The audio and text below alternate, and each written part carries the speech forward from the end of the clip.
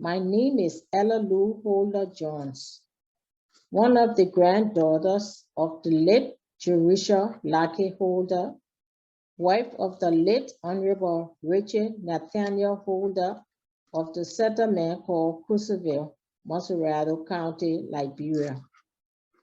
Jerusha was blessed with 3 sons, Esley, Harry, and Lancelot. Lancelot was my father, and he was blessed with 3 girls, Juanita, Myrtle, and Ella Lou. Myrtle went on to live with my uncle and aunts, Rebecca and Esley in Kakatan. Juanita and I stayed and was brought up in Crozierville by my grandmother, Jerusha, on a street called Lemongrass Street. My grandmother, as I can recall, was called by so many names. Grandma Jerusha, as some of the grandchildren called her, Aunt Jerusha, Cousin Jerusha, Joe, and the kids who she read, and Juanita and I called her Ma. My grandmother was a devoted, loving, and caring woman. She loved the Lord. She was a staunch Methodist and joined the Reese Memorial Church in Crozierville, Liberia, where we also became members. She took us to church every Sunday morning. And every Sunday we had our devotion before we ate. We would all gather together in the sitting room or living room. Back then it was called the parlor. We would recite a Bible verse, and every Sunday we had to learn a new Bible verse. She taught us to love and care for one another. She reared a lot of children. There was no discrimination between her grandchildren and the ones she reared. We lived and loved each other. I remember a girl by the name of Charlotte that my grandmother reared. She loved Charlotte so much. We all loved her. I loved every one of the children that we grew up together with in that house. There was so much laughter and so much love. My grandmother's house was always open to strangers. There was always food on our table as I can remember. There was never a day we went without food. As a child, I remember when Easter was approaching, on Good Fridays, we would take all of our old clothes and stuff some image and set that image across the road in front of the house. We would say that was Judas, because we learned that Judas was so bad. He was a bad man. So at 6 o'clock on Friday, Good Friday, we would beat Judas, drag Judas all down the street, up the street, down the street in Crozierville. It was so much fun. My grandma on Good Friday too, she would also put a white bucket, empty bucket in the middle of the yard to catch the rainwater. It always rained on that day. She would preserve that water and give it to us to drink, saying that was holy water. For Easter Sunday, we had to learn recitations for church. We really had and enjoyed our time with my grandmother. She was loving, as I said, spiritual, courageous, and fearless. I remember she would take us to revivals and make us go on the mourners bench to pray.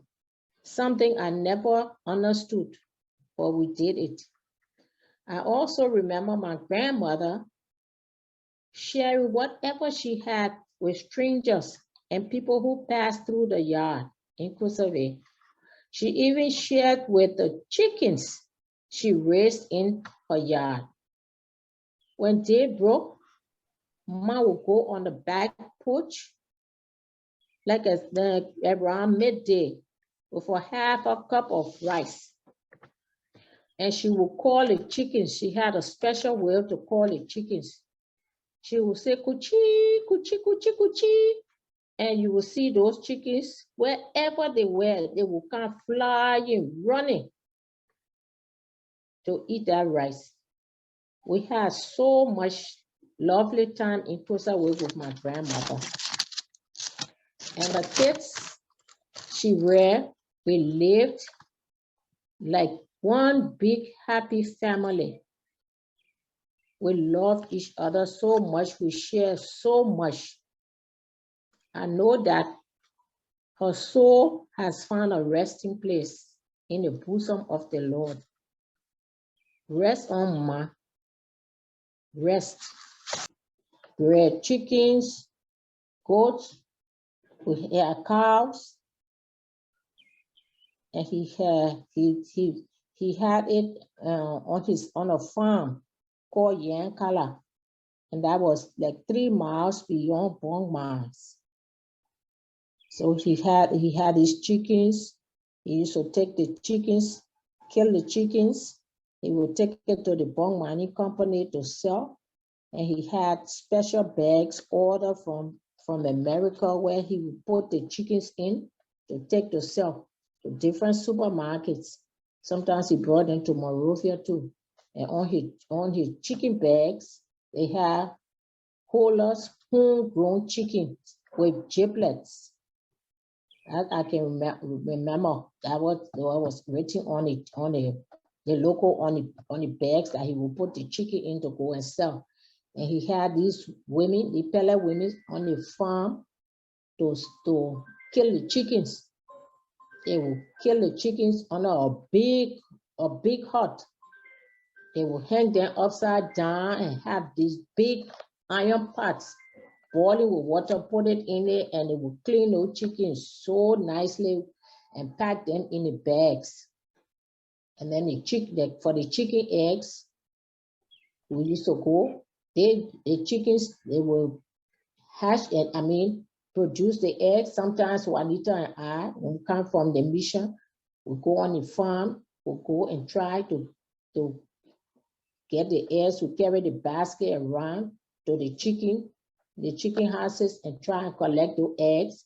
And then he had a machine where they would grade the eggs, like the small ones, if it was like 50 cents or $1, he had a grading machine for the eggs. And I can remember on the farm, we would stand up there and sandpaper those eggs, because when the chicken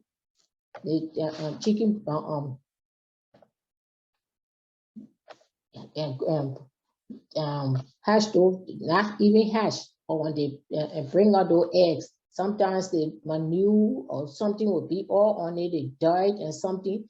Instead of all washing it, we'll take the sandpaper and sandpaper it, it died from on the eggs, and then he had like the egg flat, and we'll we'll grate it first, grate the eggs, and then for 50 cents, we'll pack it in the egg flat, and he sold eggs too. He sold eggs, he sold oranges, he sold grapefruit.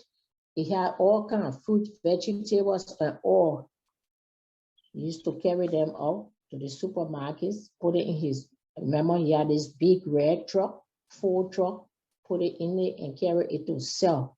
It was, we really didn't like it, because sometimes other people, their friends come from vacation and stuff, and they telling where they went, how they did, and we there on the farm just working, cleaning eggs and doing this. We didn't really appreciate it. But right now, as I've grown older, I appreciate the farm work. I appreciate it.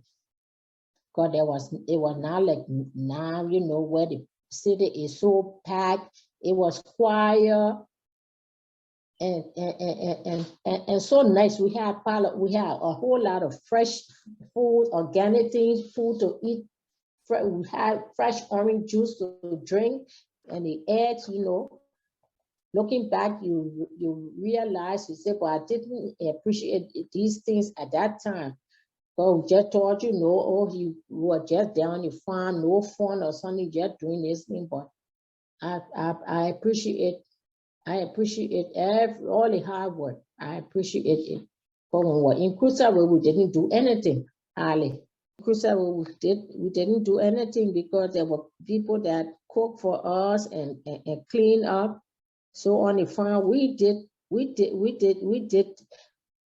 our own work. Although we didn't cook, we had a lady there to cook. So we just did up and down on the farm, feeding those animals, the goats, feeding the cows, and packing those oranges. It was so much fun. That was what my father did. We're on Bromley mission, and I can't forget. I can't remember the year, but I was small. Juanita was big, older than me. I think Juanita, when we left, she was in the 8th grade. And some of the children that was there that I remember, I think I remember my cousin Sue Holler. I remember one girl called Caroline Gittins. I think she's deceased now. Caroline Gittins, Caroline Taylor. Let's see who else I remember on that mission. I remember one May. I can't remember her last name. I think she's there to May. Her name was May or Mary. My father married to a Black American. Her name was Dorothy Grace Young Holder. She was in the army, in the American Army, as a nurse. And as I learned, I think they had sent her to Liberia. So I think that where she met my father. I don't really know the year or when they got married. But that was she met my father. But she was a very nice woman, you know. We thought she was hard on us, or she didn't like us because, you know, you hear about stepmothers and something like that. But she was very nice.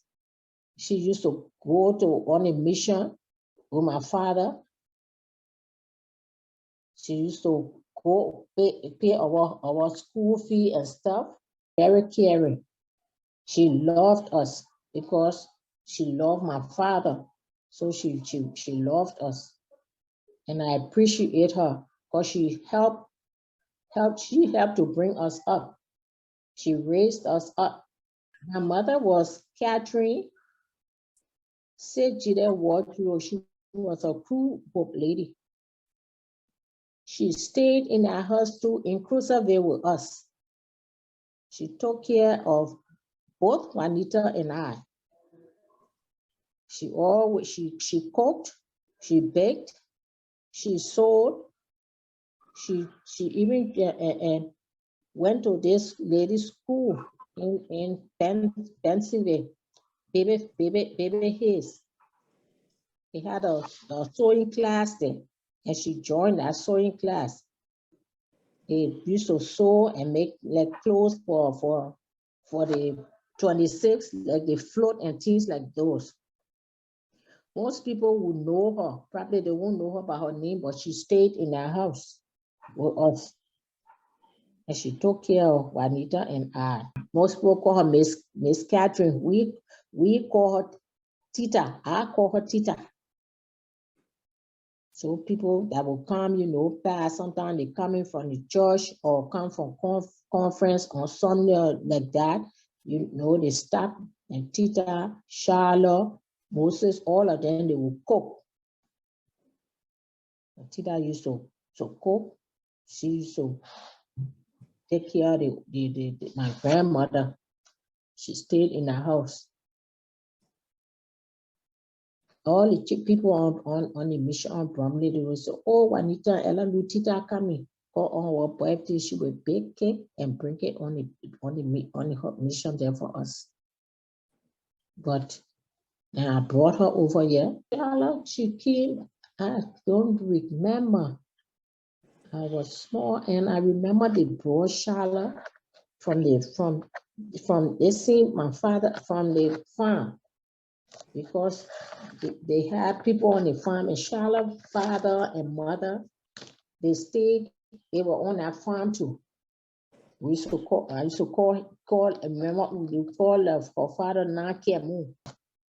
And when they brought Charlotte, I remember her in a little red dress, and she was standing at the window in the dining room. She took good care of my grandmother. She and Tita, then they would cook. She would wash my grandma's clothes. They would, like Moses, all of them, they would wash the clothes. Maybe the next day they starch it, then the other day they sprinkle water on it before they start ironing it. They will iron down to the sheets. She trusted Charlotte so much. Charlotte was like her handbag. She loved Charlotte. I remember Charlotte stayed with Ma got sick. I had married, and I was living in Sinco. And there was one boy too that stayed with Joshua Holder, but we call him Juan. Juan was living in Crozierville. And every birthday, every time Juan would come with his taxi to Ma, he would bring her groceries, bring her all kinds of stuff. He was a good boy. But Charlotte stayed with Ma. I was on the old room. I never heard that Ma got sick. Apparently, Ma got sick, and they took her to JF Kennedy Hospital. So I don't know how I heard it, but then I went to the hospital to JFK, and Charlotte was there. Looked like she had been there all day because she came from Crozierville. And you know, sometimes you stay so long, you have to try to leave maybe by 6 or something to catch the pickup or the truck or whatever you came back by from Crozierville to catch it to go back. So she was there, and then I went there, I saw her, I said, oh, Charlotte. She said, oh, Masego. So I said, hey, Charlotte, okay. Wait, let me go and get food for you, and then you go home. Then I will stay with Ma. So she went, and I stayed with Ma. And then when I looked, walk in, Joshua. He said, I hear the old lady now where? I said, yeah, she in the hospital. I showed him the room, we went to the room. So then the following day, I think it stayed now the following day, maybe the following week, when Charlotte came back from Crozierville, she met me there. I came, but nobody in the bed, nobody in the room. My bed made her. So she started crying. I started crying. I said, Charlotte, and when something like that, I mean the person gone. God did not fix the bed and everything. So we started crying over there. And she went back home, and she stayed there. She stayed in our house there. But she stayed with my grandmother, and she served her well. She served her very, very well. So that when her one child died, I said, I'm going to Charlotte. Gertrude, Elmo, all of us went. Nothing. I look at her now like a sister. So this is why I beat my way to come and to show her love.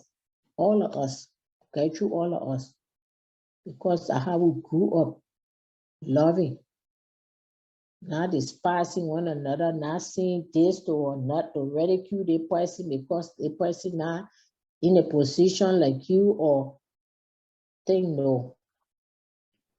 Were brought up and I was brought up and taught that way to love each other, whether the person had or they had not. Charlotte was a very, very, very good girl. My love her and she loved my grandmother so much. That's the only person that she knows as her mother. And the only people that she knows as her family is the whole of people. That's what I got to say about Charlotte. Remember, but Duru, we call her Duru, and kid, because they just had like a little parcel of land between them, the house, and she used to call Mama Joe. Well, and any news she would come there, or any thing, a children has done for her abroad, she would come there, to brag, to show, and do this. And I think she one of those who used to say, oh, they have the black hula and the bright hula. But Duru she was nice lady. Because I remember like Kaichu, her little granddaughter, her only granddaughter, her cousin Eileen died at a young age. So Kaichu stayed with Duru. And she loved that little girl so much. We used to have so much fun. Duru used to come, sometimes she come, Joe. That little friend said, man, when he come here, he was left to my door. So be so mad. But one time he came, brought one big door, baby. I know brought money and all. Oh, get you. Duru say your grandma said when you park on her hair was left to his door. And she was always at our house. I will can't get Duru, let you sleep with me. I beg you, let you come. I used to take her, tell her my little baby, my little cousin. That used to go everywhere with me. She would go to the farm, spend time. And she had a way, Duru. Oh, when she eating fufu, she just want everybody. Duru, she was a kiss. She would call us, say, oh, I eating domo. She said she had a black tongue. She said, and she used to eat a domo cherry with cold spoon. Swallow the thing, got that domo, put it there, say, I used to wonder what the domo going in the woman throat, the thing choking the woman. Oh, she used to find so much pleasure in doing that. So we, Duru, yeah. Duru, she was nice. She would come every little thing, Joe, and she was not far from the house, so we're in and out. You were in our place, we were in her place. And mainly Gertrude had nobody, to play with. And we were plenty in the house, so Gertrude was always with us, always. The tender mercy of a heathen is cruelty. I used to hear her sing that the tender mercy of a heathen is cruelty. Yeah, I know she used to like this song, His Eyes on a Sparrow. And when she prayed, when she started to pray, that was her big thing when she started. She used to say, oh man, oh God, oh my God, what she used to say, every time she prayed, oh God from whom all ages past, our hope for years to come. That was her big saying when she started to pray. Oh God, our help in ages past, our hope for years to come. She always started her prayer like that. When we in the sitting room, they used to call it parlor back then. But I don't think things I remember about her. And sometimes when she passed, if she passed wind or something like that coming down the step, or you there, she be saying, oh, what a cat coming from? Who did that thing? See that then boom, and she don't And I said, what a cat? Who did us? Where that noise coming from? I remember for a month. Man used to like, like gravy. She rarely used to like gravy, but every time they cook, they have to, like even they cook potato greens, they have to have gravy. They cook split peas, they have to have gravy. They cook cabbage. She used to like the palm cabbage. They palm the cabbage, and they palm something, they mix it. Like how you mix, maybe they collard greens or something, but they palm something, they palm cabbage. I think you know what I'm talking about, palm cabbage. So cooking, but everything that they cook, there must be gravy to go with it. Favorite memory of Crozierville.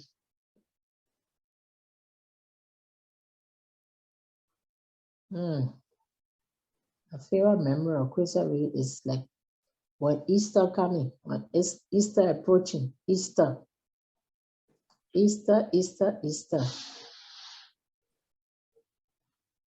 Because they will start putting whitewash on the pillows, whitewash on the rocks and things like that. They start putting carbon on the house.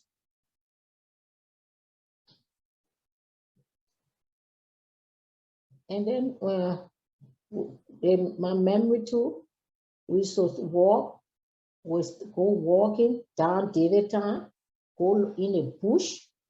Say we're going for adventure, go in the bush, get those bamboo water. My favorite thing, going adventurous in the bush with Charlotte them, having fun. We be sitting us there when we didn't have light. We'd be sitting in the dining room with a lantern. We'd be telling stories or tales and just talking, having fun, sharing fun with all the kids in a home. So that was my memory of Crozierville. And you coming there, when you come for the mission, you have to go around to every neighbor, everybody to say hello. Go tell them hello. We had to do it. And everybody knew everybody. Go up the road, tell this person hello, come down the road, say hello.